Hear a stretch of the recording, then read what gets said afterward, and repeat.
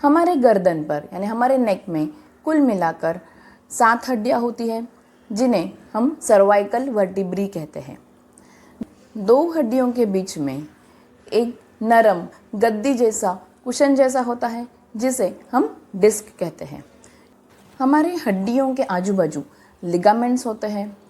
उम्र के साथ साथ और एक्सरसाइज ना करना, उस वजह से ये जो लिगामेंट्स हैं वो स्टिफ हो जाते हैं और उसी वजह से आपको गर्दन में बहुत तेज़ दर्द होता है या फिर गर्दन हिलाने में भी बहुत तकलीफ़ होती है। गर्दन में बहुत तेज़ दर्द होना, फिर कंधों में दर्द होना, गर्दन हिलाने में, गर्दन घुमाने में तकलीफ़ होना, चक्कर आना, सोते समय हमारी सोने की पोजीशन सही में रखें, बहुत ज़्यादा ऊंचा तकिया ना यूज़ करें, आपकी रीढ़ की हड्डी और आपकी गर्दन की हड्डी सीधी स्ट्रेट एक लाइन में होनी चाहिए। नमस्ते दोस्तों, क्या आपकी भी गर्दन बार बार जाम हो जाती है? सुबह उठते ही गर्दन में तेज़ दर्द होता है या फिर हाथों में बहुत झुंझुनाहट महसूस होती है?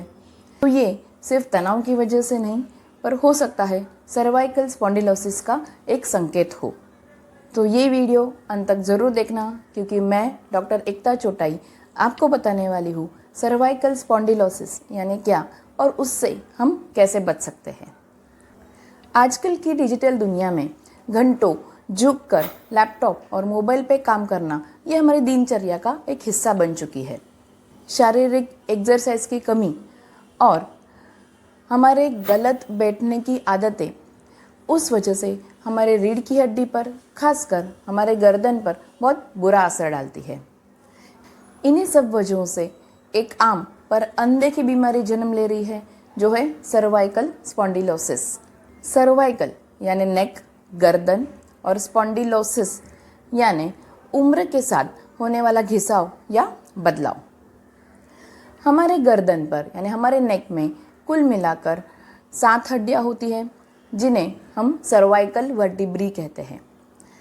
2 हड्डियों के बीच में एक नरम गद्दी जैसा कुशन जैसा होता है जिसे हम डिस्क कहते हैं, जो हमारे 2 हड्डियों के बीच में के घर्षण को बचाती है। सर्वाइकल स्पॉन्डिलोसिस में हमारे गर्दन की हड्डियों में या फिर हमारे डिस्क में घिसाव आ जाता है या फिर उसमें सूजन हो जाती है और उसी वजह से गर्दन में दर्द होता है, गर्दन घुमाने में तकलीफ़ होती है या फिर कंधों में दर्द होता है या फिर हाथ में झुंझुनाहट भी आ सकती है। आइए अब हम देखते हैं कि सर्वाइकल स्पॉन्डिलोसिस आखिर क्यों होता है। लंबे समय तक झुककर मोबाइल पे या फिर लैपटॉप पे काम करना, फिर गलत पोस्चर में बैठना, उम्र के साथ साथ हमारी हड्डियों में घर्षण हो जाता है तो उस वजह से भी हमें दर्द महसूस होता है। जो डिस्क है 2 हड्डियों के बीच में जो डिस्क है, कभी कभार उसमें क्रैक आ जाता है, वो बाहर आ जाती है और हमारी हड्डियों से निकलने वाली जो नसें हैं उसमें प्रेशर आ जाता है और उस वजह से हमें दर्द महसूस होता है या फिर झंझनाहट महसूस होती है।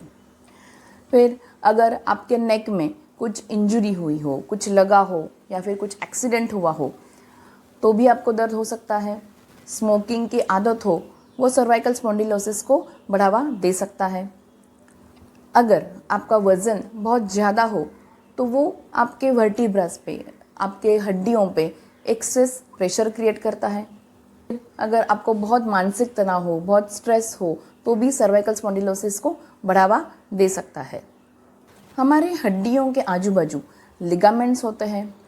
उम्र के साथ साथ और एक्सरसाइज ना करना, उस वजह से ये जो लिगामेंट्स हैं वो स्टिफ हो जाते हैं और उसी वजह से आपको गर्दन में बहुत तेज़ दर्द होता है या फिर गर्दन हिलाने में भी बहुत तकलीफ़ होती है।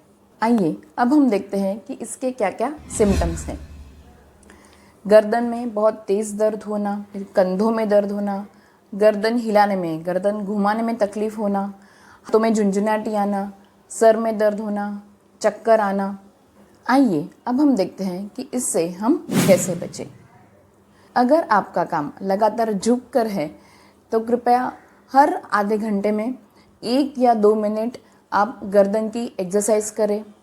रोज़ाना सुबह उठकर गर्दन की, हमारे कंधों की स्ट्रेचिंग एक्सरसाइज करें। फिर बहुत तेज़ दर्द हो तो आप गर्म पानी से आप सेक सकते हैं। प्रोटीन और कैल्शियम रिच फूड खाएं जो आपको हड्डियों के घिसने से बचा सकता है, जैसे दूध, दही, पनीर, दालें, ड्राई फ्रूट्स, ये आप खा सकते हो। अगर आपको बहुत ज़्यादा स्ट्रेस है तो रोज़ सुबह 5 या 10 मिनट मेडिटेशन करें, जिससे आपको राहत मिल सकती है। सोते समय हमारी सोने की पोजीशन सही में रखें। बहुत ज़्यादा ऊंचा तकिया ना यूज़ करें। आपकी रीढ़ की हड्डी और आपकी गर्दन की हड्डी सीधी स्ट्रेट एक लाइन में होनी चाहिए। बैठते समय भी आप झुक कर ना बैठें। आपकी रीढ़ की हड्डी स्ट्रेट सीधी होनी चाहिए। अपने पीठ को आप सपोर्ट दे सकते हो और अपने कंधे रिलैक्स रखें और गर्दन ज़्यादा देर तक झुक कर ना रखें। अगर आपको बहुत ज़्यादा दर्द है, बहुत ज़्यादा झुंझुनाहट महसूस होती है, तो प्लीज़ अपने डॉक्टर को कंसल्ट कीजिए। होम्योपैथिक में भी काफ़ी सारी दवाइयाँ हैं, जैसे कालमिया, सिफिसिफ्यूगा, रस्टॉक्स, जो सर्वाइकल स्पॉन्डिलोसिस में बहुत हेल्पफुल साबित हुई है। होम्योपैथिक दवाइयाँ आप अपने होम्योपैथिक डॉक्टर को कंसल्ट करने के बाद ही लीजिए। हमसे कंसल्ट करने के लिए आप हमारी वेबसाइट www.jenicorhomeopathy.com पर भी विज़िट कर सकते हैं। ये वीडियो पसंद आया होगा तो प्लीज़ लाइक कीजिए, शेयर कीजिए, और आपको भी सर्वाइकल स्पॉन्डिलोसिस के बारे में या फिर और कोई अन्य बीमारी के बारे में और कुछ जानकारी चाहिए तो प्लीज़ कमेंट कीजिए। आप सबके सवालों के जवाब देने की मेरी पूरी तरह से कोशिश रहेगी। Thank you.